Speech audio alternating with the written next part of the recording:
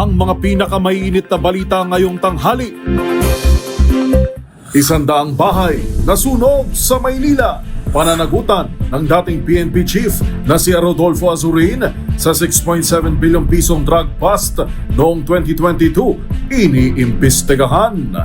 Security guard na nagtaboy at sumira ng sampagita ng batang vendor sa isang mall, sinibak. Sa MBC TV correspondents, tricycle driver, patay, 2 sugatan sa karambola ng mga sasakyan sa Negros Occidental.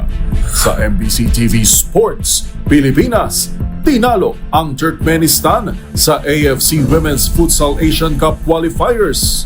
At sa showbiz spotted, Manila International Film Festival ipinagpaliban kasunod ng malawakang wildfire sa California.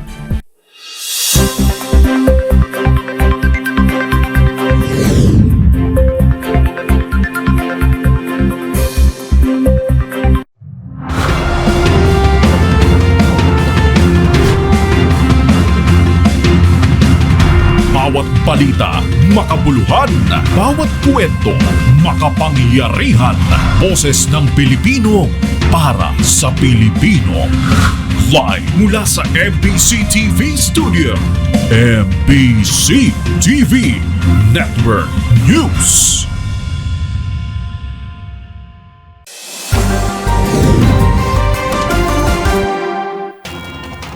Pilipinas, una sa ating mga balita. Naabot ang aabot sa halos 100 bahay matapos sumiklab ang isang sunog sa Sampaloc, Maynila kaninang madaling araw. Ang hinihinalang pinagmula ng apoy, napabayaan umanong kandila. Narito ang ulat ni Boy Gonzales. Nabulabog ang maimbing na tulog ng mga residente nang sumiklab ang malaking sunog sa Sulukan Street, Sampaloc, Maynila madaling araw ng Huwebes. Lumalagablab ang malaking apoy na lumalamon sa mga kabahayan na gawa sa light materials nang dumating ang mga fire truck ng Bureau of Fire Protection at fire volunteers sa barangay 458 Zone 45. Nagsimula ang sunog alas 5:06 ng umaga na inabot ng ika-4 na alarma. Alas 8:08 ng umaga naman na ideklarang fire out ang sunog kung saan naging pahirapan ang pag-apula dahil sa dikit-dikit ang bahay. Ayon kay Fire Senior Inspector Alejandro Ramos, hepe ng ARSO ng BFP Manila, nasa halos 100 bahay ang natupok sa nangyaring sunog.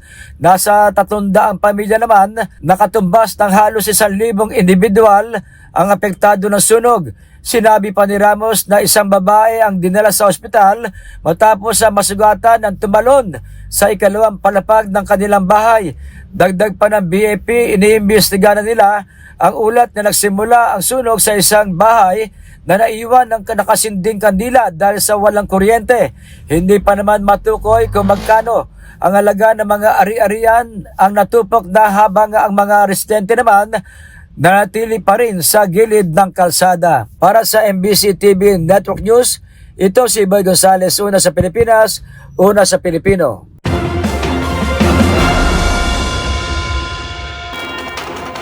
Muli namang bubuksan ang investigasyon sa umano'y maanomalyang 6.7 bilyong pisong drug bust noong taong 2022 sa Tondo, Maynila. At kahit pa wala na ito sa pwesto, posibleng panagutin pa rin sa batas si dating Philippine National Police Chief General Rodolfo Azurin dahil sa kaugnayan nito sa naturang kaso. Ang mga detalye alamin sa ulat ni Kyle Bulyas.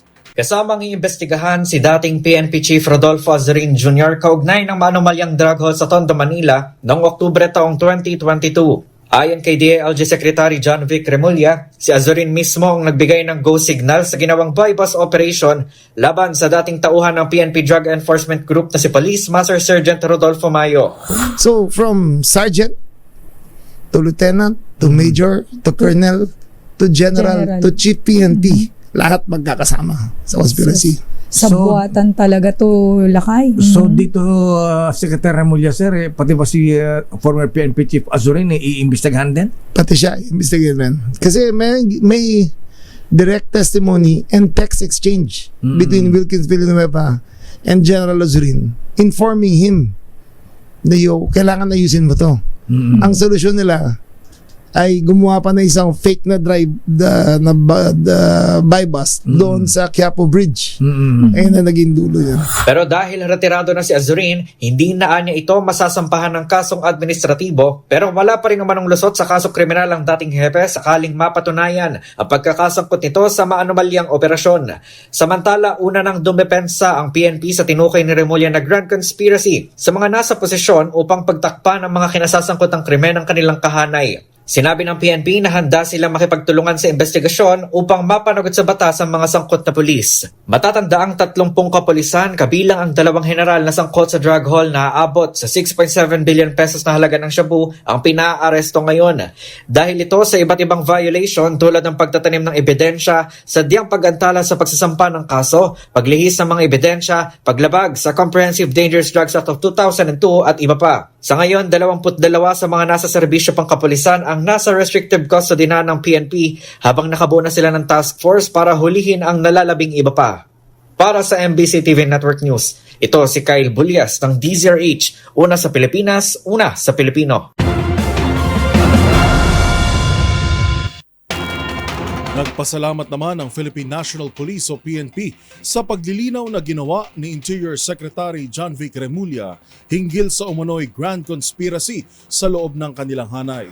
Ayon kay Police Brigadier General Gene Fajardo, ang tagapagsalita ng PNP, welcome development ang sinabi ni Remulla na pumapatungkol lang ang kanyang naunang pahayag sa sinasabing cover-up sa 6.7 bilyong pisong drug bust noong taong 2022, pagbawi ng SILG. Hindi sumasalamin sa buong organisasyon ng pulis ang nakitang irregularidad na nagresulta sa pagkaso at pagpapaaresto sa 29 na pulis na sangkot sa insidente.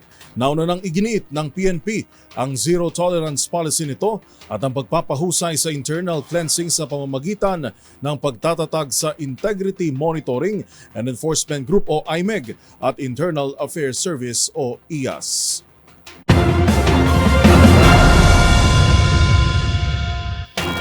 Sibak naman sa serbisyo ang viral security guard sa isang sikat na mall sa Ortigas matapos itong ma-videohan na tinataboy at sinira pa at tinadyakan ang tindang sampagita ng isang estudyante. Ang kwento sa likod ng issue, binantayan ni Wina Hesoro. Sinibak na ang security guard at hindi napapayagang makapagserbisyo pa sa alinmang mall ng SM matapos ang mangyaring pagtatalo ng CQ at batang estudyante sa labas ng mall sa Mandaluyong. Sa inilabas na pahayag ng SM Mega Mall tungkol sa insidente, sinabi nitong kinokondena nila ang nangyari sa bata. Sa viral video makikita ang pagpapaalis ng CQ sa batang babae habang bitbit ang itinitinda niyang sampagita. Tumindi ang tensyon sa pagitan nila nang sapilitan ng pinaalis ng guard ang bata at inagaw ang sampagita para sirain. Sa panayam kay Supreme Court Associate Justice Joseph Lopez, sinabi niya posibleng mapanagot ng child abuse ang gwardya dahil sa paninipa niya sa batang babae. Pero ayon kay Justice Lopez, nakadepende pa rin uman ito sa kalalabasan ng investigasyon. So sa hearing, both sides will be heard kung ano ang intention nung kapulisan, nung security guard. Ang intent niya ba talaga pahiyain, alisin ang dignidad ng bata o sirain ang kalooban ng bata, magiging child abuse yun. Kung wala naman siyang intent na gano'n, ang kanya lang para sabihin sa bata, medyo umalis ka na dyan, hindi kayo pwede dyan. Or palaban yung bata, iniiwasan niya lang na lalo pang lumaki yung gulo, baka it will not amount to child abuse. So it depende. Para sa MBC TV Network News, ito si Wina Hesoro ng DZRH, una sa Pilipinas, una sa Pilipino. Sa kaugnay na balita, gumugulong na rin ang investigasyon ng Supervisory Office for Security and Investigation Agencies o yun pong tinatawag na PNP SOSYA para alamin kung may totoo nga bang may pagkakamali sa ginawa ng security guard sa viral video at kung may iba pang dapat managot sa nangyaring insidente. Ang mga detalye alamin sa report ni Edniel Parosa. Iniimbestigahan na ng Supervisory Office for Security and Investigation Agencies o PNP SOSYA ang viral na pagtaboy ng isang security guard sa estudyanteng nagbebenta ng sampagita sa EDSA Ortigas.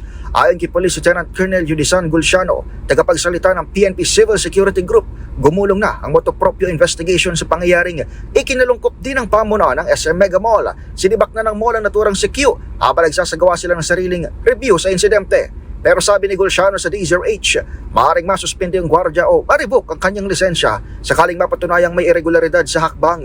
Gayom din na hindi umano ligtas ang tukoy ng security agency na aralin umano ng SOSYA kung ano ang magiging violation. Makikita sa viral video ang pagsira ng CQ sa sampagitan ng itinataboy na estudyanteng vendor. Gayom din ang bahagyang pagsipa sa batang umiiyak at gumagamti naman ng sapok sa nabanggit na gwardya. Para sa MBC TV Network News, ito si Edniel Parrosa ng DZRH. Una sa Pilipinas, una sa Pilipino. Sa iba pang balita, ipinatatawag na ng Land Transportation Office o LTO ang driver at may-ari ng modern jeepney na pangunahing sangkot sa madugong aksidente sa Bulacan, kung saan 2 ang kumpirmadong patay at halos 20 naman ang sugatan. Magbabalita dyan si Val Gonzales. Naglabas na rin ng show cause order ang Land Transportation Office laban sa driver at may-ari ng modern jeepney na sangkot sa malagim na aksidente sa Kalumpit, Bulacan. Sa inilabas na SCO, nais malaman ng LTO kung may pagkukulang ang driver at may-ari ng modern jeepney sa nangyaring aksidente na kinamatay ng 2 katao at ikinasugat ng 18 iba pa. Ayon kay LTO Chief Assistant Secretary Attorney Vigor Mendoza II, kailangang humarap at magpaliwanag ang driver at registered owner ng modern jeep sa tanggapan ng LTO Region Office 3. Ang lisensya ng driver at plaka ng sasakyan ay lalagay na rin sa alarma sa loob ng 70 araw. Sa inisyal na investigasyon ng Kalumpit Police Station, nawalan ng preno ang modern jeep hanggang sa salpukin nitong kasalubong na tricycle at tuluyang mahulog sa tulay.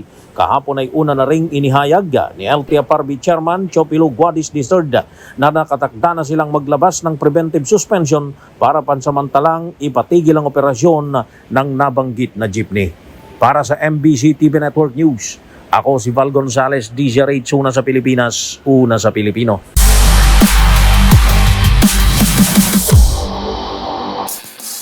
Sa mundo ng futsal, tinalo ng Philippine Women's National Futsal Team ang Turkmenistan sa kanilang naging laban kagabi para sa AFC Women's Futsal Asian Cup Qualifiers. Dahil dito, umangat na sa 2 ang panalo ng Nationals kasabay ng pagangat nito sa top spot ng group stage. Ang mga detalye tutukan sa report ni Matchpoint, Millie Borja. Hindi hinayaan ng Philippine Women's National Futsal Team na makascore ang Turkmenistan matapos nitong dominahin ang kalabang kupunan with 2-0 final score sa AFC Women's Futsal Asian Cup Qualifying Tournament na ginanap sa Uzbekistan. Sa halftime, parehong scoreless ang dalawang kupunan bago ito tuluyang basagin ni Katrina Giliu at makuha ang unang goal para sa Nationals. 7 minuto lang ang pagitan ng muling umiscore si Dionesa Tolentin para sa Pilipinas. Ito na ang ikalawang panalo ng Pilipinas sa tournament. Magugunit ang una na nitong dinumina ang Kuwait sa opening game with 4-1 victory, habang nauwi naman sa draw ang laban nito kontra Uzbekistan at 3-3. Dahil dito, kasalukuyang nangunguna ang Pilipinas sa Group C with 2 wins and 1 draw. Magbabalik aksyon ng Nationals sa linggo, January 19, para sa huling laban nito sa group stage kontra Australia. Tanging ang top 2 teams lamang sa bawat group at ang best-ranked third placer sa 4 na grupo ang aabante sa AFC Women's Futsal Asian Cup. Para sa MBC TV Network News, ito si Millie Borja ng DZRH TV, una sa Pilipinas, una sa Pilipino.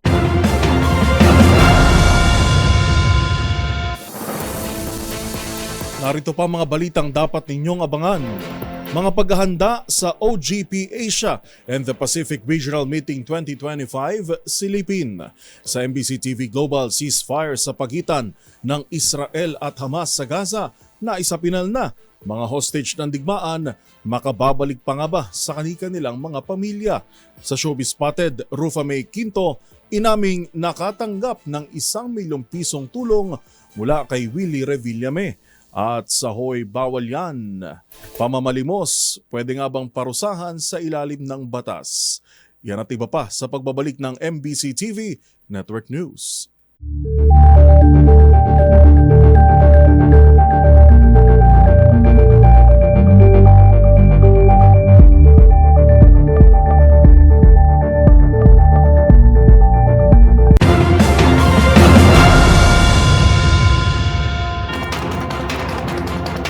Nakalusot na ang resolusyong mag-uudyok sa Department of Agriculture o DA na magdeklara ng food security emergency, lalo na ngayong limitado pa lamang sa panahon ng kalamidad ang paggamit ng stock ng bigas ng National Food Authority.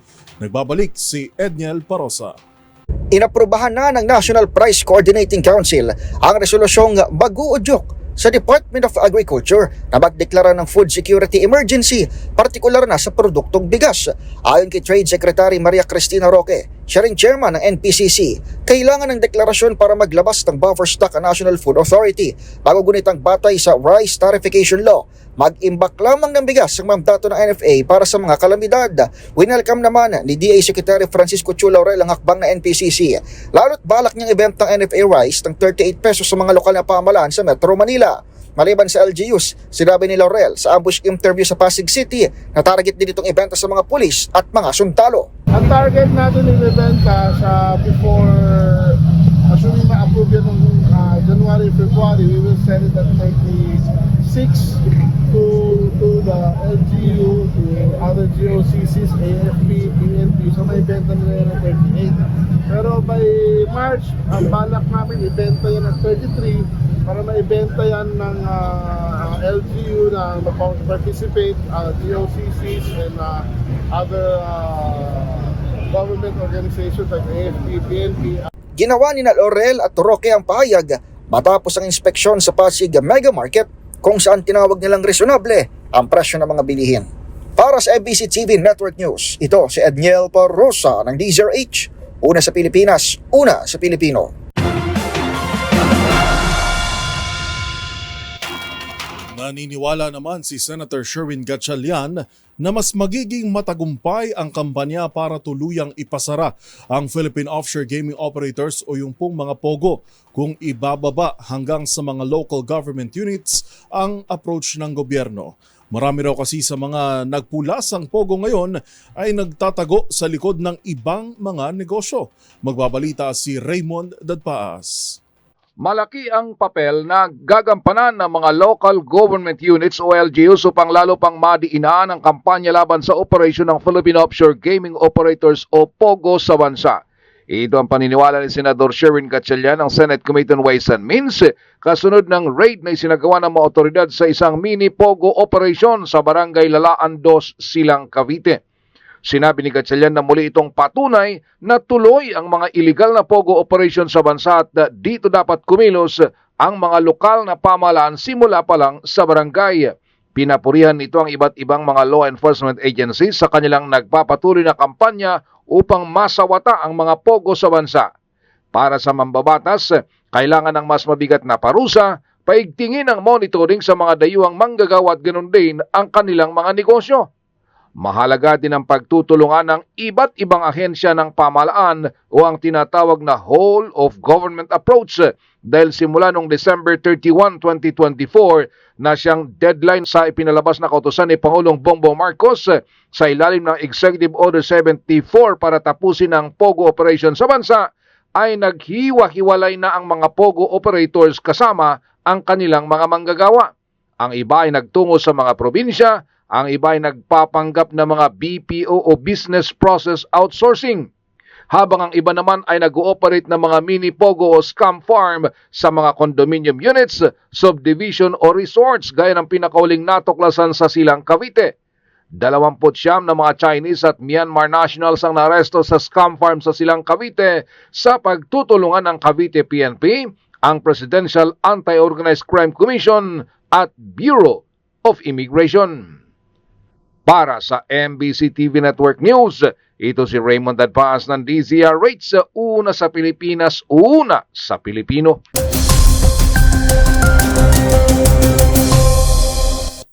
Sa atin naman pong ulat panahon ngayong araw ng Huwebes, wala mang presensya ng bagyo, 3 weather systems ang kasalukuyang umiiral sa malaking bahagi ng bansa. Muling nagbabalik ang shear line o yung salubungan ng mainit at malamig na hangin at inaasahang magdadala ng maulap na kalangitan at kalat-kalat na pagulan sa Eastern Luzon. Kasama sa mga pangunahing uulanin ay ang buong Kabikulan, Quirino, Aurora, Quezon at ilang bahagi ng Mimaropa. Ayon sa Pag-asa, maging Cagayan at Isabela ay may banta rin ng pagbaha at pagguho ng lupa bunsod ng inaasahang malalakas na pagulan ngayong araw. Samantala, hanging amihan pa rin ang nagdadala ng malamig na panahon sa Metro Manila at sa nalalabing bahagi ng Luzon. Tinatayang makararanas naman ng maaliwalas na panahon ng halos buong Visayas at Mindanao, liban na lang sa bahagi ng Caraga at Davao na uulanin dahil sa easterlies.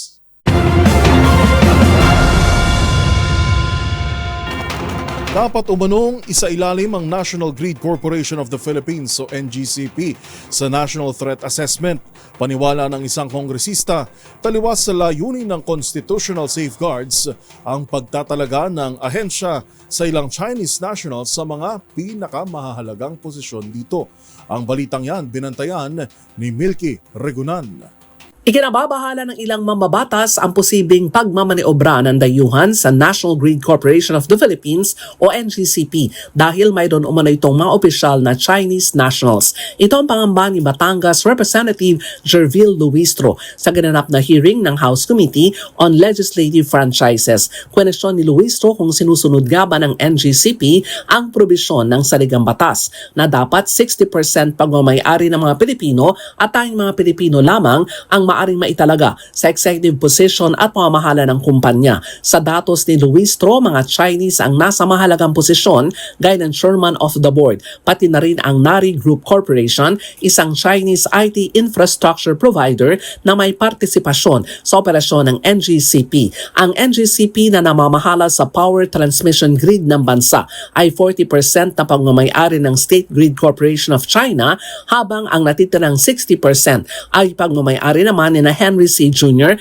at Robert Cuyito Jr., mga Pilipinong negosyante sa pamagitan ng Synergy Grid and Development Philippines. Gate ni Luistro, ang presensya ng mga dayuhan sa mahalagang posisyon sa NGCP ay hindi lamang salungat sa layunin ng constitutional safeguards, kundi magbubukas din ng pagdududa kung sino talaga ba ang kontrol sa operasyon ng power grid. Gate pa ni Luistro, ang pagkakaroon ng mga Chinese national sa operasyon ng NGCP ay nagdudulot ng pangamba sa pambansang interes at pagsunod sa constitutional safeguards. Dahil dito inirekomenda ni Luistro na isailalim sa National Threat Assessment ang NGCP. Para sa MBC TV Network News, ako si Milky Regunan, una sa Pilipinas, una sa Pilipino. Sa iba pang mga balita, muling pinulong ng Department of Budget and Management o DBM ang iba't ibang sektor na kaisa nito sa pagkamit ng isang open at transparent na gobyerno. Ilan sa mga nanguna sa naturang pulong ay sina Budget Secretary Amina Pangandaman at Quezon City Mayor Joey Belmonte. Tinutukan yan ni Arnold Herrera. Let me stress that the promotion of open government is not the responsibility of the government alone. It is equally part of a collective mission that demands the participation and collaboration of all stakeholders.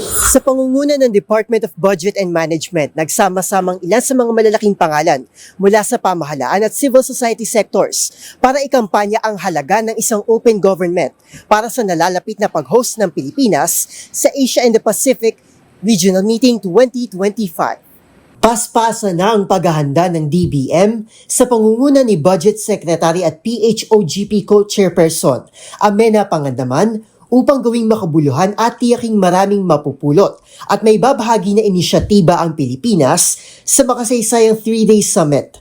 By bringing together high-level government representatives, civil society leaders, policymakers, as well as our global and regional partners from across the region, we will be able to exchange insights, experiences, best practices, and progress on open government initiatives that will create bold impact for the benefit of our people. Nagbahagi rin ng kani-kanilang testimonya ang mga pangunahing stakeholders na bagamat aminadong sinubok ang advokasya para sa isang tapat at malinis na gobyerno, ay aktibo pa rin ine-empower ang publiko sa kanilang kakayahang manguna at makiisa sa pagkamit ng tunay na pagbabago. Sa aking eksklusibong panayam kay Quezon City Mayor Joey Belmonte, isa sa mga inimbitahang panelist, ibinahagi nito ang kanyang mga hakbang upang maisakatuparan ang pangarap nito na gawing standard ang QC ng isang open government. Well, napakahalaga para sa isang leader na meron tayong succession program or succession plan. What we're trying to do is now we're institutionalizing via ordinance lahat po ng ating mga principles of open governance na sa tingin ko hindi basta-basta yan mababaliktad. Through policy, through ordinances, and through training our younger generation of leaders, yan po yung mga strategies na ginagamit natin, ginagawa natin para siguradong ipagpatuloy po natin itong tinatawag na transparent, accountable, and participatory governance. Sa panig naman ni Dr. Francisco Magno, LaSalle Institute of Governance Director, malaking tulong anya ang academe sa pagpapatupad ng tinawag nitong evidence-based policymaking. Universities, academe, we always work with data, we study data. And in the context of the Open Government Partnership, we examine whether the evidence shows that certain changes in policies or whether policies are effective.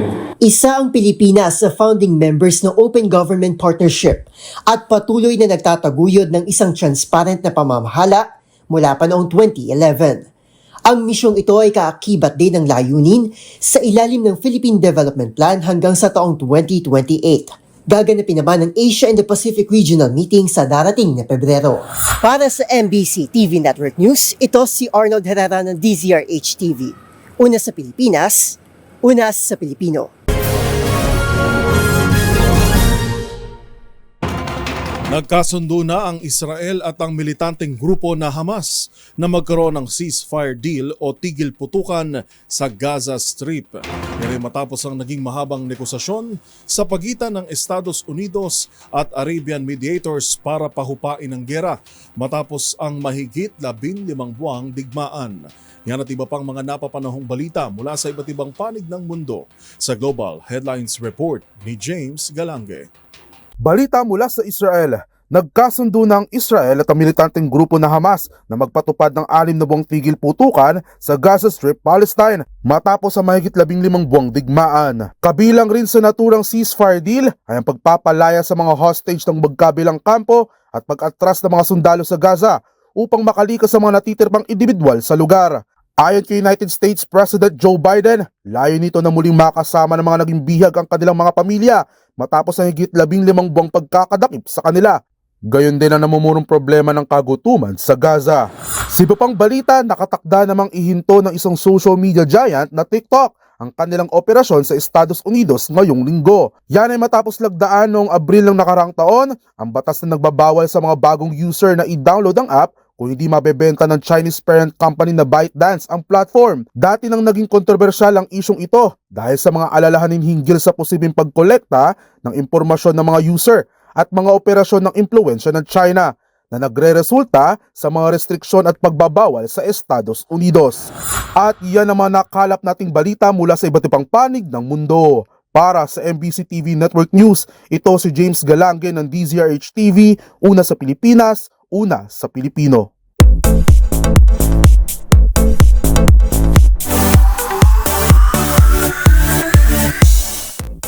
Nagpahayag naman ng labis na pasasalamat ang aktres at komedyanteng si Rufa May Quinto kay Willie Revillame. Sa gitna kasi ng kinakaharap nitong legal battle, nakatanggap siya ng tulong pinansyal mula sa veteran TV host. Narito ang report ng ating showbiz angel. Nakatanggap ng 1 million pesos na tulong pinansyal si Rufa May Quinto mula kay Willie Revillame. Ito ang ibinunyag ng aktres at komedyante nang bumisita sa programa ng veteran TV host. Si Rufa labis ang pasalamat sa aniyay Help, Help, Hooray! Ni Kuya Will na aksidente lang daw nitong nakita sa isang restaurant matapos manggaling sa National Bureau of Investigation. Kwento ng komedyante, humirit pa siyang pag-isipan daw muna ng TV host ang ibibigay na pera. Si Kuya Will, naawa raw kasi sa mga pinagdadaanan ni Rufa. Magunita na pansamantalang nakalaya ang aktres noong nakaraang linggo matapos maglagak ng piyansang nagkakahalaga ng 1.7 million pesos sa Pasay RTC. Kaugnay ito sa kasong paglabag sa Securities Regulation Code ng Derma Company na kaniyang inendorso. Pero bukod sa legal battle, matatanda ang Disyembre noong nakaraang taon nang kumpirmahin ng kanyang non-showbiz husband na si Trevor Magallanes Nahiwalay na sila ng komedyante at nasa proseso ng divorce o pagpapawalang bisa ng kanilang kasal matapos ang 8 taon. Sa kabila naman ng mga pinagdadaanan, tila positibo pa rin at idinadaan ni Rufa May sa biro ang mga problema. Sa latest IG post nga nito, flinex ng aktres ang kanyang bagong hairstyle. Sabay hirit na, "Madapa na ako, wag lang ang hair ko."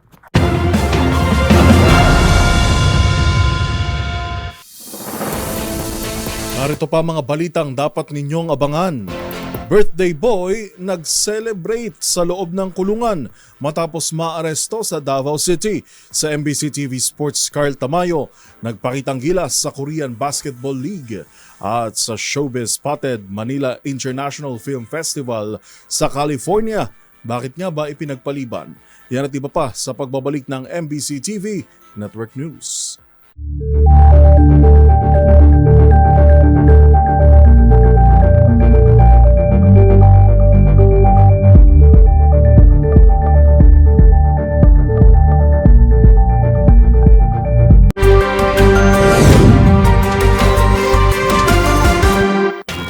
Sa pagpapatuloy ng ating balitaan, patay ang isang tricycle driver habang sugatan naman ang 2 iba pa sa karambola ng mga sasakyan sa Negros Occidental.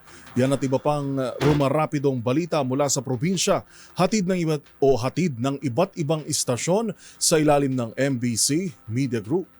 Patay ang tricycle driver at sugatan ng pasahero nito matapos nagkarambula ang 3 mga truck at nadaganan ng tricycle na sinasakyan ng mga biktima sa Diversion Road, Hacienda Lunor, Barangay Pabrika, lungsod ng Sagay, Negros Occidental. Ang mga involbado sa aksidente ay ang dump truck, wing van, tin-wheeler truck na minamaniho ni Erwin Valiente, 38 anyos, residente ng lungsod ng Bacolod, trailer truck na kargado ng tubo at ang tricycle na minamaniho ni Edmond Barcinelia, 35 anyos at pasahero nito si Bernard Mahinay, 26 anyos, pawang mga residente ng Stop Alegria, Barangay Cabahog, lungsod ng Cadiz, Negros Occidental. Ayon kay Erwin Valiente, driver ng wing van, aksidente nito na nakabangga ng truck at nagkarambula ang paparating na mga sasakyan dahil hindi na na-control ng mga driver ang kanilang mga sasakyan. Aksidente namang nadaganan ng truck ang tricycle na minamaniho ng biktimang si Edmond Barcinelia at nasugatan naman ang pasahero nitong si Bernard Mahinay at ang isang driver ng 10-wheeler truck. Para sa MBC TV Network News, ito si RH46 Rex Cantong, una sa Pilipinas, una sa Pilipino. Sugatan naman ang isang 25 anyos na binata ng mabundol na isang motorsiklo habang tumatawid ito sa kalsada ng Barangay Hiratag, San Jose Northern Samar. Samantala, sugatan rin ang nakabangga nang tumilapon ito ng mabangga na sabing biktima. Nangyari na sabing vehicle accident kagabi ni 15. Nabangga ang biktima ng paparating na motorsiklo na isang Suzuki na minamaniho naman ng isang 41 anyos. Ang biktima ay tumatawid sa nasabing kalye. Rumisponde naman ang pulis at naabutan ng 2 na parehong sugatan na nagtamo ng mga sugat sa iba't ibang bahagi ng kanilang katawan. Agad na dinala ang 2 sa Northern Samar Provincial Hospital at kasalukuyan na ginagamot ang mga ito. Nasa kustudiya naman ng PNP San Jose ang motorsiklo na pag-alaman na nagkaroon na lamang ng amicable settlement ang driver at ang nasabing biktima. Mula sa MBC Network News, RH34 Shane Galit Pantayan, una sa Pilipinas, una sa Pilipino. Balita mula sa Davao City. Nakulungan na ang selebrasyon ng kanyang karawan ang isang high-value individual matapos itong naaresto sa ikinasang drug bypass operation sa panguna ni Police Major Richin Lagnayo, Station Commander ng Santa Ana Police Station, kasama ang Philippine Drug Enforcement Agency o PDEA 11. Nangyari ang nasabing operasyon sa Purok 1, Ompa, Barangay 31-D, Davao City, kahapon Enero 15, 2025. Ang birthday boy na naaresto ay nakilalang si alias Ray, 37 anyos, walang asawa at nakatira sa Purok 3, Barangay Flight 23C Davao City. Nakuha sa posisyon ng suspect ang pakete sa hinihinalang shabu na may standard drug price na 45,628 pesos. Sa ngayon, ang birthday boy nasa kustodiya na ng Santa Ana Police Station at naharap sa kasong paglabag sa Republic Act 9165 o Comprehensive Dangerous Drugs Act of 2002. Para sa MBC TV Network News, ito si June Suter. Una sa Pilipinas, una sa Pilipino. Street level individual drug personality sa Alaminos City, Pangasinan timbog sa bypass operation ng PNP. Natimbog sa iginasang bypass operation ng PNP ang street level individual na kinilalang si Christian Santillan, 25 anyos, walang trabaho, residente ng Barangay Palamis, Alaminos City, Pangasinan. Sa ulat ni Chief of Police Lieutenant Colonel Bernabe Ramos, nagsagawa ng operasyon ng kanyang mga tauhan sa Drug Enforcement Unit alas 8:45 kagabi sa Barangay Poblacion, kasama ang Regional Intelligence Division ng Pro-1 ng isang plastic sachet na naglalaman na hinihinalang shabu sa suspect kapalit ng mark money at agad itong inaresto. Nasamsam sa suspect ang mark money at ang illegal na drogang nakumpiska sa kanya ay tumitimbang ng humigit kumulang sa 1 gramo at may standard drug price na 6,800 pesos. Kasong paglabag sa Republic Act 9165 o the Comprehensive Dangerous Drug Act of 2002 ang kinakaharap na kaso ngayon ng suspect na nasa kustodiya ng Alaminos City Police Station. Para sa MBC TV Network News, ito si Freddy Fajardo, Aris 38, una sa Pilipinas, una sa Pilipino. Madalas natagpo sa mga pampublikong sasakyan ang mga taong nanlilimos para may pangkain o dahil umano may sakit ang kanilang miyembro sa pamilya. Marami rin sa atin ay mas pinaiiral ang awa at nagbibigay ng tulong kahit sa maliit mang halaga. Pero minsan ito ang inaabuso ng mga nananamantala at gumagawa ng mga pekeng kwento upang makapanglimos. Ang ganitong akto ay hindi pinahihintulot sa batas at ang kaakibat na kaparusahan nito ay alamin sa report na ito. Bahagi na ng lansangan lalo na sa Metro Manila ang mga pulubi o ang mga individual na may kapansanan at mga bata na nagkalat sa daan upang mamalimos. Iba-iba ang paraan ng mga ito. Bukod sa mga direktang nanlilimos sa mga tabing kalsada na may hawak na garapon, marami na iyong nag-aabot ng sobre o ampaw sa mga pasahero ng mga pampublikong sasakyan. Mga nagpapakita ng medical certificate, may mga kumakanta at nagtatambol, habang ilan naman nililinis ang salamin ng mga kotse ng mga motorista. Lahat ito nanghingi ng kapalit na pera o barya. Kalaunan, dumami na ang bilang ng mga ito sa lansangan na bukod sa nakakasagabal sa daan ay banta rin ito sa kanilang kaligtasan. Kaya naman sa pamamagitan ng Presidential Decree No. 1563 o ang Anti-Mendicancy Law na ipinatupad noong administrasyon ng dating Pangulong Ferdinand Marcos Sr., ipinagbabawal na ang pamamalimos sa kalsada. Ayon sa batas, bukod sa ito ay delikado, hindi pinahihintulutan ng Department of Social Welfare and Development o DSWD ang pamamalimos dahil nauuwi ito sa pang-aabuso, lalo na ng mga bata na ginagamit upang kumita ng pera. Ito ay labag sa batas at may karampatang parusa. Sa ilalim ng Anti-Mendicancy Law, ang mga menor de edad lalo na ang mga 15 anyos pababa na ginagamit sa pamamalimos, bagamat may nilalabag na batas ay walang criminal liability. Ito ay nakasaad sa Republic Act 9344 o ang Juvenile Justice and Welfare Act. Gayunpaman, kung mapatunayan na ang bata ay isang neglected child, maaari siyang kuhanin ng DSWD at maaaring matanggalan ng parental authority ang mga magulang nito dahil hindi nila kayang palakihin ng maayos ang mga anak. Para naman sa mga individual na may edad na namamalimos, kahit na may kakayahan ang katawan nito na magtrabaho o yung mga tinatawag na mendicant, kapag nahuli, maaari itong pagbayarin ng multa na nagkakahalaga ng 500 piso o kulong na 2 taon. Habang ang mga paulit-ulit ng nahuli na namamalimos o yung mga habitual mendicant kung tawagin ay pagbabayari naman ng multang hindi higit sa 1,000 piso o kulong na hindi higit sa 4 na taon. Maaari namang multa at kulong ang ipataw, depende sa desisyon ng korte. Kung mayroon pa kayong nahuling ipinagbabawal na akto o kaya naman ay mayroon kayong reklamo, itag nyo kami sa DZRH. Hoy! Bawal yan!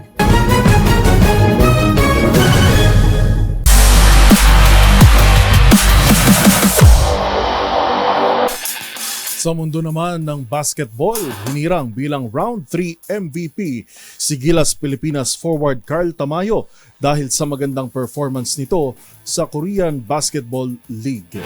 Sa kanyang paglalaro sa Changwon LG Sakers ngayong season, 2 beses nang nakapagtala si Tamayo ng higit 30 puntos kung saan kasama na ang kanyang career high na 37 points. Ang mga detalye tutukan sa report ni Matchpoint, Mili Borja. Patuloy ang pagpapakitang gilas ng forward na si Carl Tamayo sa international scene. Hinirang kasi ito bilang round 3 most valuable players sa Korean Basketball League. Yan ang inununsyo ng kanyang team na Changwon LG Sakers at ng mismong liga.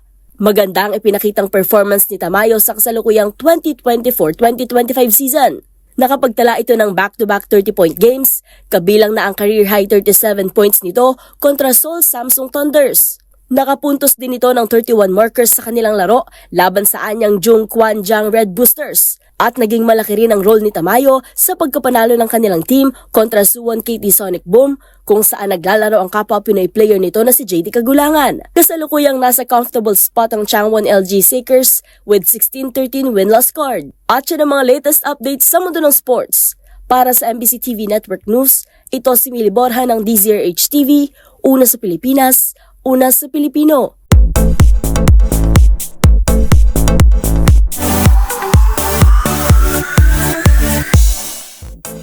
Sa darating na 30 ng Enero, sana magsisimula ang Manila International Film Festival.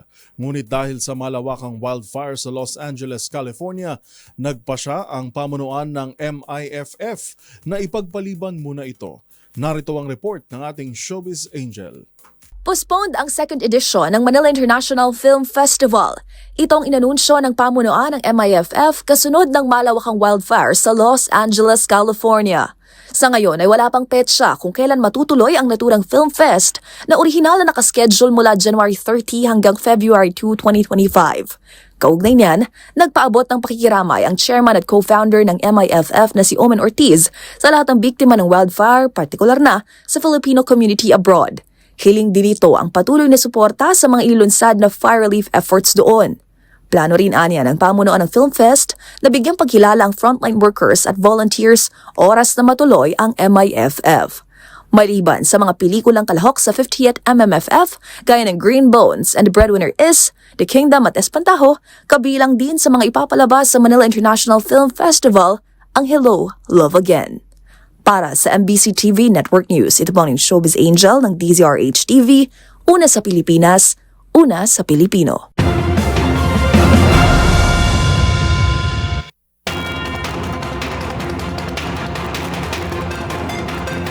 At yan na po mga balitang nakalap namin ngayong araw ng Huwebes. Sa ngalan po ni Karen Oyong, ito si Yuel Reyes.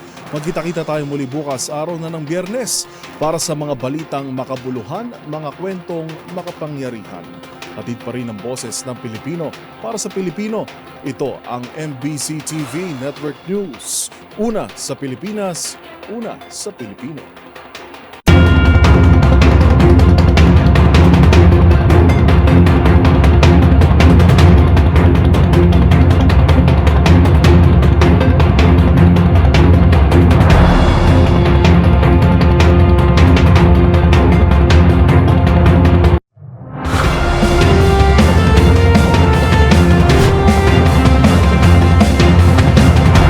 Bawat balita, makabuluhan. Bawat kwento, makapangyarihan. Boses ng Pilipino para sa Pilipino. Live mula sa MBC TV Studio. MBC TV Network News.